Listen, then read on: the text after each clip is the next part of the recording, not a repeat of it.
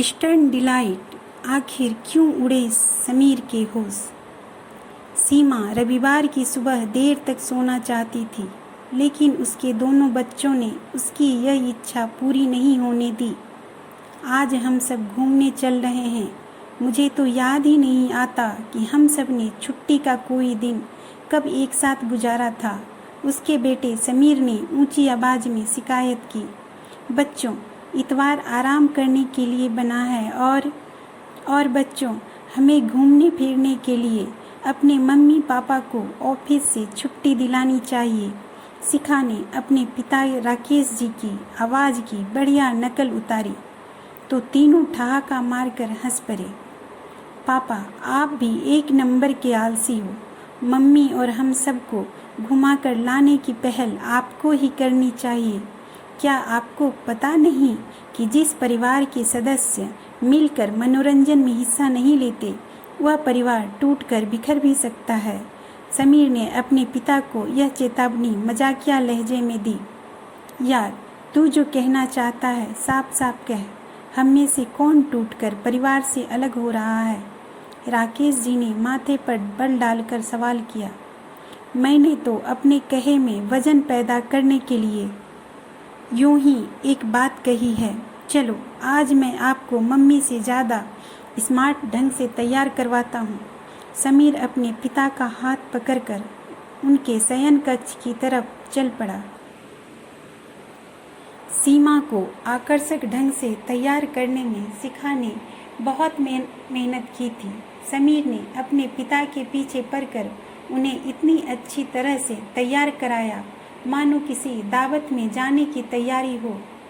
आज खूब जम रही है आप दोनों की जोड़ी, शिखा ने उन्हें साथ साथ खड़ा देखकर कहा और फिर किसी छोटी बच्ची की तरह खुश होकर तालियां बजाई। तुम्हारी माँ तो सचमुच बहुत सुंदर लग रही है। राकेश जी ने अपने पत्नी की तरफ प्यार भरी नज़रों से देखा। अगर ढंग से कपड़े पहनना शुरू कर दो तो आप भी इतना ही जचो। अब गले में मफलर मत लपेट लेना। सीमा की इस टिप्पणी को सुनकर राकेश जी ही सबसे ज़्यादा जोर से हंसे थे। कार में बैठने के बाद सीमा ने पूछा, हम कहाँ जा रहे हैं? पहले लंच होगा और फिर फिल्म देखने के बाद शॉपिंग करेंगे। समीर ने प्रसन्न लहजे में उन्हें जानकारी दी। हम सागर रत्ना में चल रहे हैं ना? दक्षिण भारतीय खाने के शौकीन राकेश जी ने आंखों में चमक लाकर पूछा। नो पापा, आज हम मम्मी की पसंद का चाइनीज खाने जा रहे हैं। समीर ने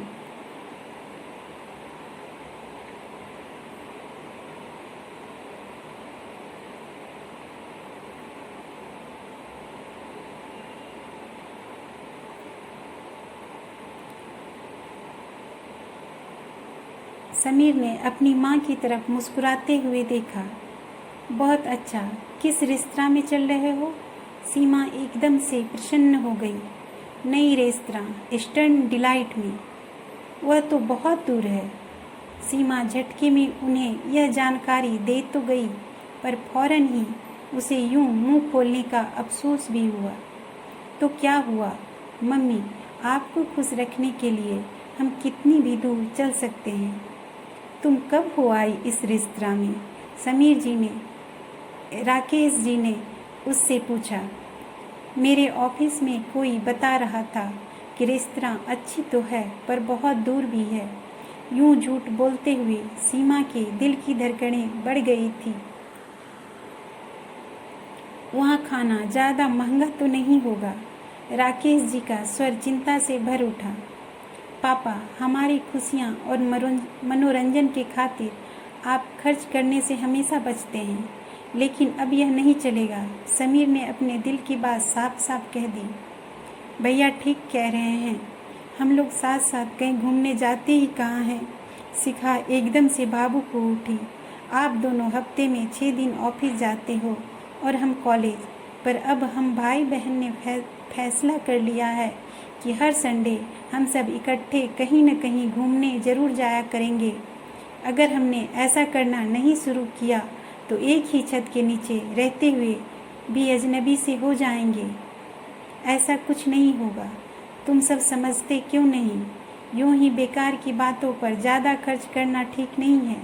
अभी तुम दोनों की पढ़ाई बाकी है, फिर शादी ब्याह भी होने हैं। इंसान को पैसा बचा कर रखना चाहिए। राकेश जी ने कुछ नाराज़गी भरे अंदाज में उन्हें समझाने की कोशिश की।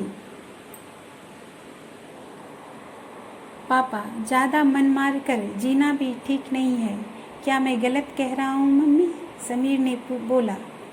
ये बातें तुम्हारे पापा को कभी समझ में नहीं आएंगी और न ही वे अपनी कंजूसी की आदत बदलेंगे। सीमा ने शिकायत की और फिर इस चर्चा में हिस्सा न लेने का भाव दर्शाने के लिए अपनी आंखें मूंद ली। प्यार से समझाने पर इंसान जरूर बदल जाता है मॉम। हम बदलेंगे पापा को, समीर ने उनको आश्वस्त करना चाहा। बस आप हमारी हेल्प करती रहोगी तो देखना कितनी जल्दी हमारे घर का माहौल हंसी खुशी और मौज मस्ती से भर जाएगा। शिखा भावुक होकर अपनी माँ की छाती से लग गई।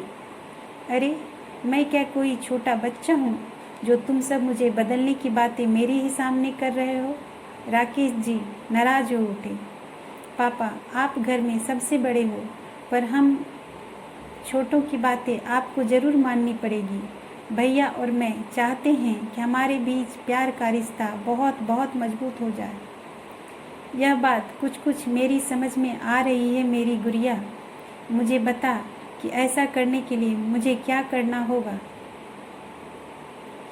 उनके इस सकारात्मक नज़रिए को देखकर शिखा ने अपने पापा का हाथ प्यार से पकड़कर चूम लिया। इस पल के बाद सीमा तो कुछ चुप चुप सी रही, पर वे तीनों खूब खुलकर हंसने बोलने लगे थे। ईस्टर्न डिलाइट में समीर ने कोने की टेबल को बैठने के लिए चुना। अगर कोई वहां बैठी सीमा के चेहरों के भावों को पढ़ सकता तो जरूर ही उसके मन की बेचैनी को भांप जाता। वेटर के आने पर समीर ने सबके लिए ऑर्डर दे दिया। हम सब के लिए पहले चिकन कॉर्न सूप ले आओ, फिर मंचूरियन और फिर फ्राइड राइस लाना। मम्मी, है ना ये आपकी पसंद की चीज़ें? हाँ, तुमने जो ऑर्डर दे दिया वह ठीक है। सीमा ने परेशान से अंदाज में अपनी रजामंदी व्यक्त की और फिर इधर उधर देखने लगी। सीमा ने भी सबकी तरह भरपेट खाना खाया, लेकिन उसने महसूस किया कि वह ज़बरदस्ती और नकली ढंग से मुस्कुरा रही थी। यह बात उसे देर तक चुभती रही। रेस्तरां से बाहर आए तो समीर ने मुस्कुराते हुए सबको बताया, आप सबको याद होगा कि फिल्म ब्लैक मम्मी को बहुत पसंद आई थी। इनके मुंह से इसे दोबारा देखने की बात मैंने कई बार सुनी, तो इसी फिल्म की टिकट कल शाम में मैंने अपने दोस्त मैंग से मंगवा लिए, जो यहाँ घूमने आया हुआ था। मम्मी, आप यह फिल्म दोबारा देख लेंगी ना? हाँ, ज़रूर देख लूँगी। यह फिल्म है भी बहुत बढ़िया। अपने मन की बेचैनी और तनाव को छिपाने के लिए सीमा को अब बहुत मेहनत करनी पड़ रही थी। फिल्म देखते हुए अगर सीमा चाहती तो लगभग हर आने वाले सीन की जानकारी उन्हें पहले से दे सकती थी, मगर अगर कोई 24 घंटे के अंदर किसी फिल्म को फिर से देखे तो उसे सारी फिल्म अच्छी तरह से याद तो रहती ही है। फिल्म देख लेने के बाद वे सब बाजार में घूमने निकले। सब ने आइसक्रीम खाई, लेकिन सीमा ने इनकार कर दिया। उसका अब घूमने में मन नहीं लग रहा था। चलो अब घर चलते हैं, मेरे सिर में अचानक दर्द होने लगा है। उसने कई बार ऐसी इच्छा प्रकट की, पर कोई इतनी जल्दी घर लौटने को तैयार नहीं था। समीर और शिखा ने अपने पापा के ऊपर दबाव बनाया और उनसे सीमा को उसकी मनपसंद सेंट, लिपस्टिक और नेल पॉलिश दिलवाए। घर पहुंचने तक चिंतित नजर आ रही सीमा का सिर दर्द से फटने लगा था। उसने कपड़े बदले और सिर पर चुन्नी बांधकर पलंग पर लेट गई। कोई उसे डिस्टर्ब न करे, इसके लिए उसने दरवाज़ा अंदर से बंद कर लिया। उसे पता भी नहीं लगा कि कब उसकी आंखों से आंसू बहने लगे। फिर अचानक ही उसकी रुलाई फूट पड़ी और वह तकिए में मुंह छिपाकर रोने लगी। तभी बाहर से समीर ने दरवाज़ा खटखटाया तो सीमा ने धीमी आवाज़ में कहा, मेरी तबीयत ठीक नहीं है, मुझे आराम करने दो। मम्मी, आप कुछ देर ज़रूर आराम कर लो। शिखा पुलाव बना रही है, तैयार हो जाने पर मैं आपको बुलाने आ जाऊंगा। समीर ने कोमल स्वर में कहा। मैं सो जाऊं तो मुझे उठाना मत, सीमा ने उसे रुआंसी आवाज़ में हिदायत दी। कुछ पलों की खामोशी के बाद समीर का जवाब सीमा के कानों तक पहुंचा। मम्मी, हम सब आपको बहुत प्यार करते हैं। पापा में लाख कमियां होंगी, पर यह भी सच है कि उन्होंने आपके सुख दुख की पूरी फिक्र रहती है। मैं आपको यह विश्वास भी दिलाता हूँ कि हम कभी कोई ऐसा काम नहीं करेंगे जिसके कारण आपका मन दुखे या कभी आपको कोई शर्म से आंखें झुकाकर समाज में जीना पड़े। अब आप कुछ देर आराम कर लो, पर भूखे पेट सोना ठीक नहीं। मैं कुछ देर बाद आपको जगाने जरूर आऊँगा। तूने मुझे जगा तो दिया है मेरे लाल। उसके दूर जा रहे कदमों की आवाज़ सुनते ही वे सीमा के होठों ही होठों में बुदबुदाई और फिर उसने झटके से उठकर उसी वक्त मोबाइल फ़ोन निकालकर अपने सहयोगी नीरज का नंबर मिलाया। स्वीट हार्ट, इस वक्त मुझे कैसे याद किया? नीरज चहकती आवाज़ में बोला। तुमसे इसी समय एक ज़रूरी बात कहनी है, सीमा ने संजीदा लहजे में कहा। कहो। समीर को उसके दोस्त मयंक से पता लग गया है कि कल दिन में मैं तुम्हारे साथ घूमने गई थी। ओह, आज वह हमें उसी रेस्तरां में ले कर गया जहां कल हम गए थे और खाने में वही चीज़ें मंगवाई जो कल तुमने मंगवाई थी, वही फिल्म दिखाई जो हमने देखी थी और उसी दुकान में वही चीज़ें खरीदवाई जो कल दिन में तुमने मेरे लिए खरीदवाई थी। क्या उसने तुमसे इस बात को लेकर झगड़ा किया है? नहीं, बल्कि आज तो सबने मुझे खुश रखने की पूरी कोशिश की है। तुम कोई बहाना सोचकर उसके सवालों के जवाब देने की तैयारी कर लो स्वीट हार्ट। हम आगे से भी कहीं भी साथ साथ घूमने जाने में और ज़्यादा एहतियात बरतेंगे। कुछ पल की खामोशी के बाद सीमा ने गहरी सांस खींची और फिर दृढ़ लहजे में बोली। नीरज, मैं अकेले में काफ़ी देर रोने के बाद तुम्हें फ़ोन कर रही हूँ।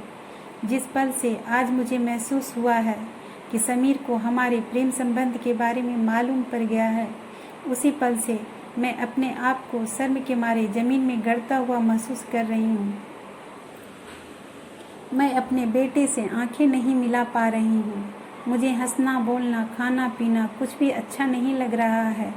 बार बार यह सोचकर मन कांप उठता है कि अगर तुम्हारे साथ मेरे प्रेम संबंध होने की बात मेरी बेटी और पति को भी मालूम पड़ गई तो मुझे ज़िंदगी भर के लिए सबके सामने शर्मिंदा होकर जीना पड़ेगा। आज एक झटके में ही मुझे यह बात अच्छी तरह से समझ आ गई है कि अपने बड़े होते बच्चों की नज़र में गिरकर जीने से और दुखद बात मेरे लिए क्या हो सकती है। नीरज, मैं कभी नहीं चाहूँगी कि मेरे गलत और अनैतिक व्यवहार के कारण वे समाज में शर्मिंदा होकर जिए। यह सोच सोचकर मेरा दिल खून के आंसू रो रहा है कि जब समीर के दोस्त मयंक ने उसे यह बात बताया होगा कि उसकी माँ किसी गैर मर्द के साथ गुलछर्रे उड़ाती घूम रही थी, तो वह कितना शर्मिंदा हुआ होगा। नहीं, अपने बड़े हो रहे बच्चों के मान सम्मान की खातिर आज से मेरे और तुम्हारे बीच चल रहे अवैध प्रेम संबंधों को मैं हमेशा हमेशा के लिए ख़त्म कर रही हूँ। मेरी बात तो मुझे कुछ नहीं सुनना है, क्योंकि मैंने इस मामले में अपना अंतिम फैसला तुम्हें बता दिया है। सीमा ने यह फैसला सुनाकर झटके से फ़ोन का स्विच ऑफ कर दिया। सीमा का परेशान मन उसे और ज़्यादा रुलाना चाहता था, पर उसने एक गहरी सांस खींची और फ्रेश होने के लिए गुसलखाने में घुस गई। हाथ मुंह धोकर वह समीर के कमरे में गई। अपने बेटे के सामने वह मुंह से एक शब्द भी नहीं निकाल पाई, बस अपने समझदार बेटे की छाती से लगकर खूब रोई। इन आंसुओं के साथ सीमा के मन का सारा अपराध बोध और दुख दर्द बह गया। जब रोकर मन कुछ हल्का हो गया तो उसने समीर का माथा प्यार से चूमा और सहज मुस्कान होठों पर सजाकर बोली, देखूं शिखा रसोई में क्या कर रही है। मैं तेरे पापा के लिए चाय बना देती हूँ। मेरे हाथों की बनी चाय हम दोनों को एक साथ पिए एक ज़माना बीत गया है। जो बीत गया सो बीत गया मम्मी। अब हम सबको अपने आप से यह वादा ज़रूर करना है कि एक दूसरे के साथ प्यार का मजबूत रिश्ता बनाने में हम कोई कसर नहीं छोड़ेंगे। समीर ने उनका माथा प्यार से चूमकर अपने मन की इच्छा जाहिर की। हाँ, जब सुबह का भूला शाम को घर आ जाए तो उसे भूला नहीं कहते हैं। सीमा ने मजबूत स्वर में उसकी बात का समर्थन किया और फिर अपने पति के साथ अपने संबंध सुधारने का मजबूत इरादा मन में लिए ड्राइंग रूम की तरफ चल पड़ी।